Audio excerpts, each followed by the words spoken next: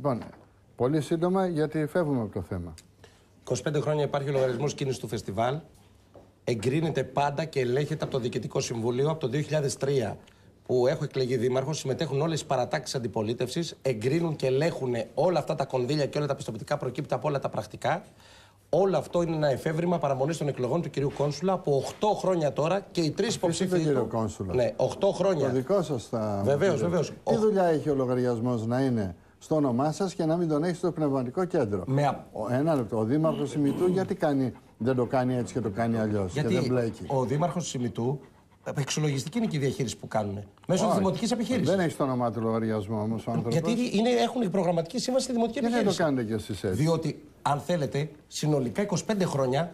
Ο λογαριασμός αυτός υπάρχει από το Δήμαρχο στο Δήμαρχο για περισσότερη ασφάλεια. Μα ποια ασφάλεια τώρα? Δεν έχω κάνει ποτέ την οποιαδήποτε διακίνηση αυτού του λογαριασμού. Εσείς μπορεί να είστε ο εντιμότερος άνθρωπος, αλλά οι λαμογές που έχουν γίνει με τους δημάρχους δεν περιγράφονται. Και να ρωτήσω κάτι. Αν πραγματικά υπήρχε μια διαφωνία στο θέμα του ποιος θα πρέπει να είναι, γιατί δεν αναδείχθηκε 8 χρόνια που έγινε ο τελεσμός για να αναδεικνύεται 20 μέρες πριν?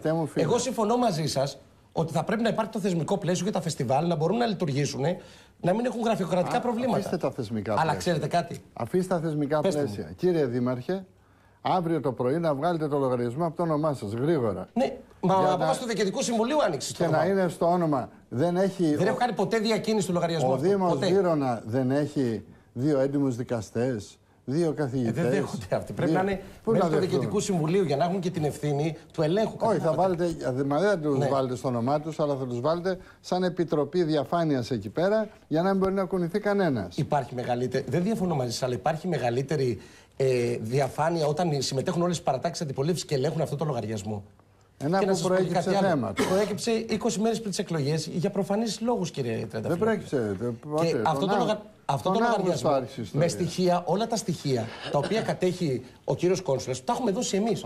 Όλα. Τέλειωσε, θέλω να ακούσω. Κύριε Τριανταφυλλόπουλε, να πω κάμια παρατήρηση. Συγγνώμη. Τα στοιχεία, κύριε Τριανταφυλλόπουλε, εμείς τα πήραμε από την καλλιτεχνική διευθύντρια, η οποία μας δήλωσε κατηγορηματικά ότι αν μπει εισαγγελέας μέσα στο πνευματικό κέντρο θα πάνε όλοι φυλακοί. Και αυτά τα στοιχεία τα οποία έχει δηλώσει αυτά τα πράγματα θα κατατεθούν και στο ΣΔΟΕ και θα επιληθεί η αρμόδια υπηρεσία. Από εκεί και πέρα, προσωπικός λογαριασμός δημάρχου νόμιμος δεν μπορεί να υπάρχει. Υπάρχει πνευματικό κέντρο. Υπάρχει πνευματικό κέντρο, πρέπει να υπάρξει δημόσιο λογιστικό. Εκεί μπορούν να μπαίνουν νόμιμα τα χρήματα και να αποδίδονται όλοι οι φόροι, το ΦΠΑ των καλλιτεχνών του Δήμου, να είναι νόμιμη και κρυστάλλινη διάφανη διαχείριση. Για κάποιους λόγους τον εξυπηρετούσε το Δήμαρχο τα τελευταία 8 χρόνια να κρατά ένα λογαριασμό στο όνομά του, με συνδικαιούχους μάλιστα ανθρώπους αγνώστους με το Δήμο Βύρωνα. Ένας Μπάμπης, ο οποίος δεν έχει καμία σχέση με το Δήμο του Βύρωνα, ήταν αυτός που έβαζε και έβαζε λεφτά και έκανε παραλήψεις.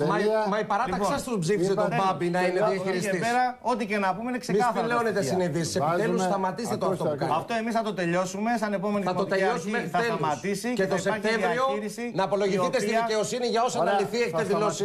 Να σας το πω και αυτό μου έχει κάνει αγωγή και ζητάει 500.000 ευρώ. 1 εκατομμύριο ζητάω συνολικά. Συνολικά 1 εκατομμύριο. Θα τα διαθέσουμε σε όλα τα φιλοανθρωπικά ιδρύματα της περιοχής. 1 εκατομμύριο ζητάω. Όταν κάποιος βγαίνει και μιλάει για προσωπικούς λογαριασμούς, όχι για προσωπικό, για προσωπικούς λογαριασμούς, θα πάει μέχρι τέλους η διαφάνεια. Τα έσοδα δηλαδή του κράτους πράγματα ζητάει από εμάς.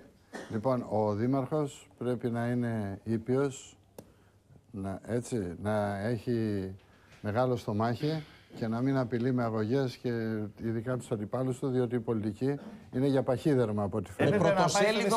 Με πρωτοσέλιδο ότι έχω προσωπικούς λογαριασμούς. Όχι να κάνει αγωγή και να ζητάει χρήματα. Ότι έχω προσωπικούς λογαριασμούς. Έπρεπε να πάει στον εισαγγελέα. Στοπ εδώ, πάμε στο Δήμαρχο Μαραθώνα.